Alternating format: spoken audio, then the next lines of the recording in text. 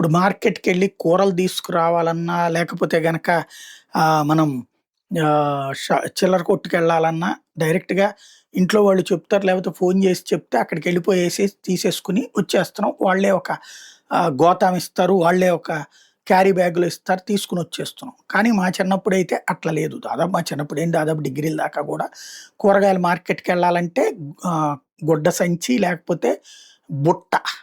ఈ రెండిట్లో. లేదంటే నిత్యావసర వస్తువులు అదే మన రే ఈ సరుకులు తేవాలంటే చిల్లర కొట్టు నుంచి తేవాలంటే గోతాంలో పోయి పెట్టిస్తారు. ప్యాక్ చేసిస్తారు.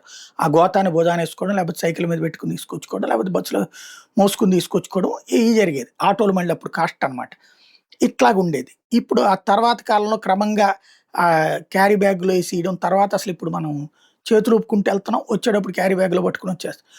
ఈ క్యారీ బ్యాగులు కాస్త ప్లాస్టిక్కు మనం అయ్యాక వాడాక అట్ట పడేస్తాం. ఇవన్నీ ఏ తుఫాన్‌లొచ్చినప్పుడు, వరదలొచ్చినప్పుడు చూస్తాం. అన్నీ నిండిపోయేసి ఎందుకయ్యా కాలువలు స్ట్రక్ అయిపోతాయంటే వీటి వల్ల. వీటిని ఏం చేయాలో తెలీదు. భూమిలో ఎలా కలపాలో తెలీదు. ఈ మధ్యన కొన్ని చోట్ల మాత్రం వాటిని కరిగించి నేల కింద వేస్తున్నారు. రోడ్ల కింద ఏస్తున్నారు అది. అయితే ఈ గ్రోసరీ బ్యాగ్స్‌లో సరికొత్త టెక్నాలజీని జపాన్ కనిపెట్టిందంట. ఇవి వాటర్‌లో వేస్తే కరిగిపోతాయట. మిగతా టైంలో మామూలుగా సరుకు తీసుకెళ్ళొచ్చు. ఆ తర్వాత వాటర్‌లో 5 డేస్‌లో కరిగిపోతాయట. అయితే దానివల్ల ఎలాంటి పర్యావరణ ప్రాబ్లమ్ ఉండదట. పైగా అవి కొంత ఆ చేపలకి వాటికి మంచి ఆహారంగా గూడా పనికొస్తుందట. ఇలాంటి ఒక కొత్త ఇన్నోవేషన్ కనిపెట్టారట. త్వరలో దాన్ని రివీల్ చేయబోతున్నారట.